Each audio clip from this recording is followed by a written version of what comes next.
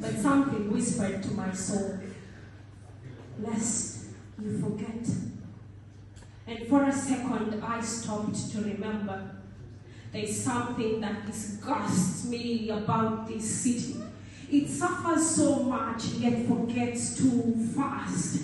Its corridors harbor death like a tenant. Its atmosphere is filled with so many ghosts. You will hear them scream if you didn't look away too fast.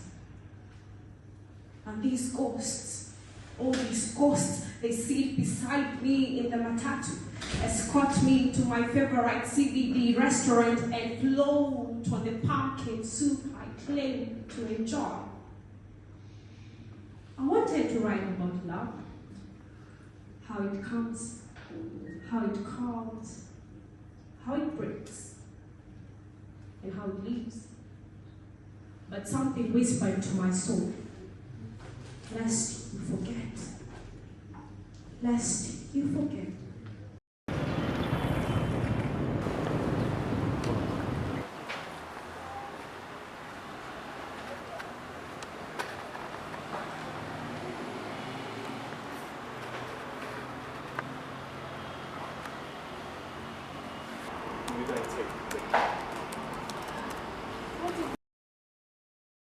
My ID name is Faith Wanja. I have a background in community development and communications development.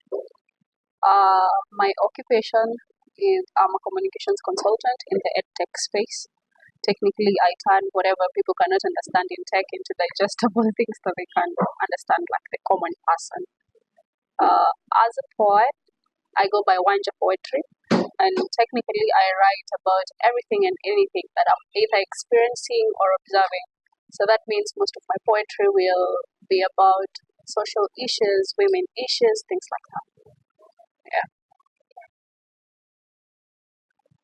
Did I wake up just one day and realize that this is what I want to do? I don't know, not really. But I feel like it's something that I developed over time. It was one of my escape routes when I was dealing with stuff. For example, when I lost my dad, I found myself writing a lot of poetry about it. It's just easy to do for me compared to the other things. Can I sing in the bathroom? Yeah, I can do poetry anyway, so yeah, that's why I do poetry. What does it mean to be a poet in Kenya?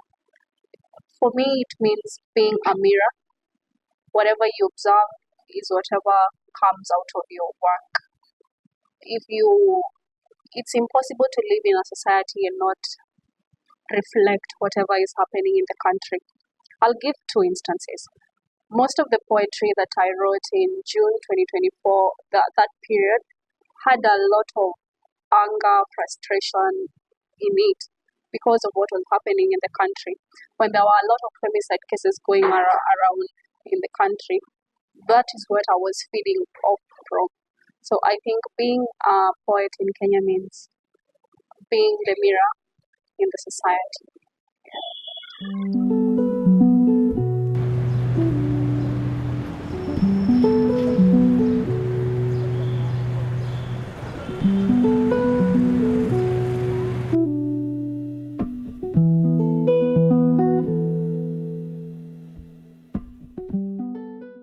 I'm Mumo Poet, Kelvin Mumo Samuel, that's the name on my ID.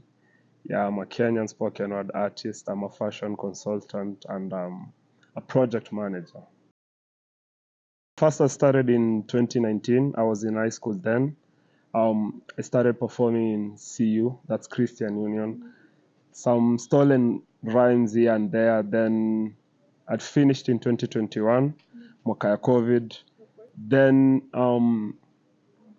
I started performing in Mombasa at a place called Jukwa Arts, open micing and doing just shows. I'd started writing my own poems by then. That's late 2021.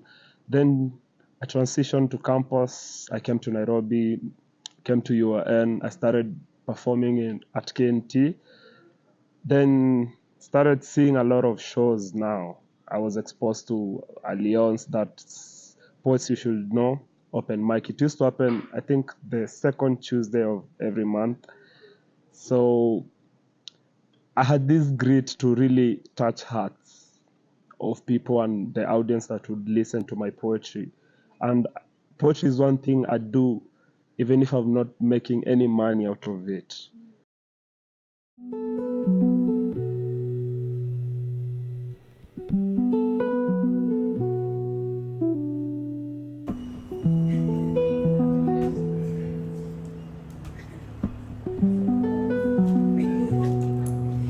I do have a nightlife in a day life.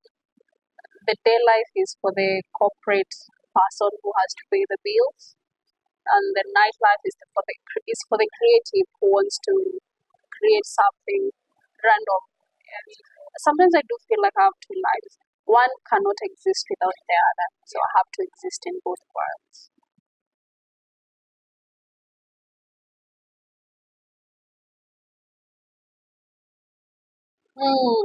Sleep. Yeah, sleep is one of them because working poetry at night means you will not sleep a lot. But one other thing that I've sacrificed for my poetry is the money. You'll find yourself investing in the poetry more than it's giving back.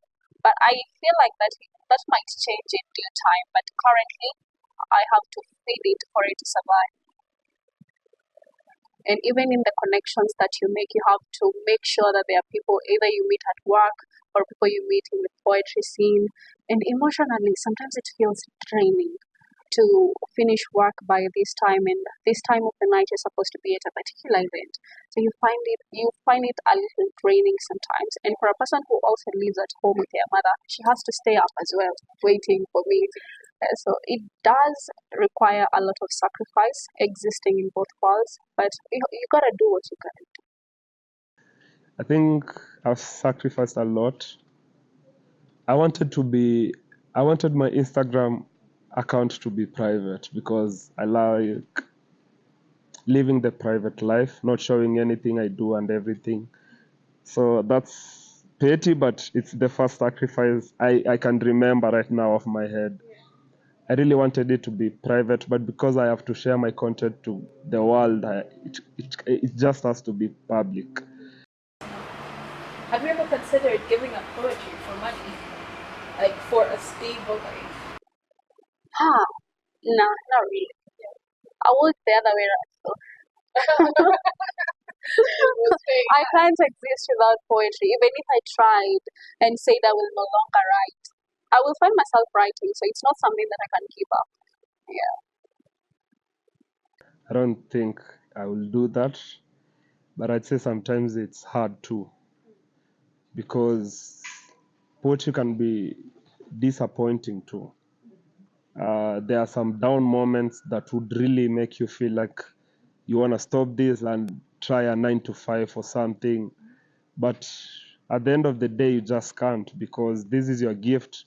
This is the thing that you're brought to the world to do. So I don't think I can give it up, really.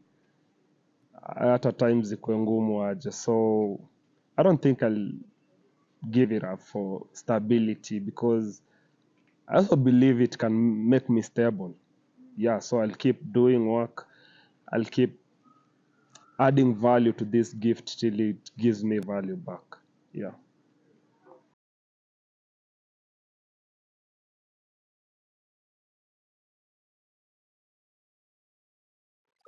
The latter.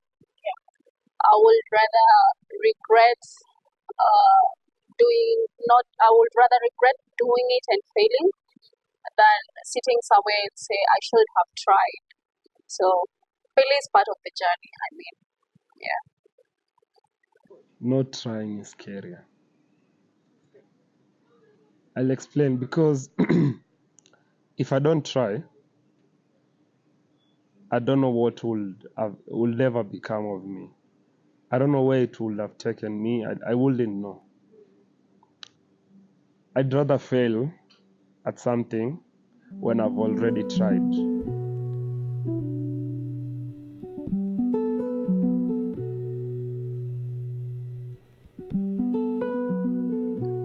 My Grand Slam experience was one of the most, I don't know, I don't want to call it hurtful moments of life, but it came with lessons that you can prepare for something very well, but then it doesn't go your way.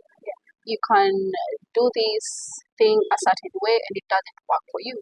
So one of the lessons that I learned from it is that it doesn't have to work your way. That's lesson number one. Lesson number two, cry and then pick yourself up and continue moving because this is what you want to do.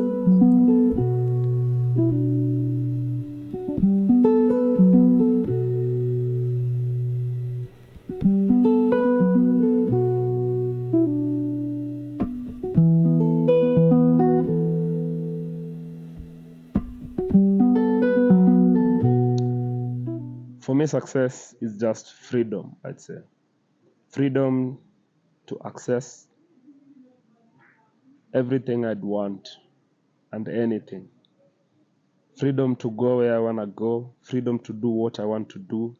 Freedom to express myself without feeling anything or bothered or feeling intimidated in any way. Yeah, I think for me that's success, literally. Success, ambiguous. Success as a poet looks like having, that's a difficult word. Success. It's having a system where you can share your poetry, you can find people to connect with, to learn from, to share with. All of that is success. If you write a poem, who listens to it? If you record something, who watches it? So success is having that complete circle where there is you produce and someone feeds off of it, and you also get to feed off what other poets have to provide in the space.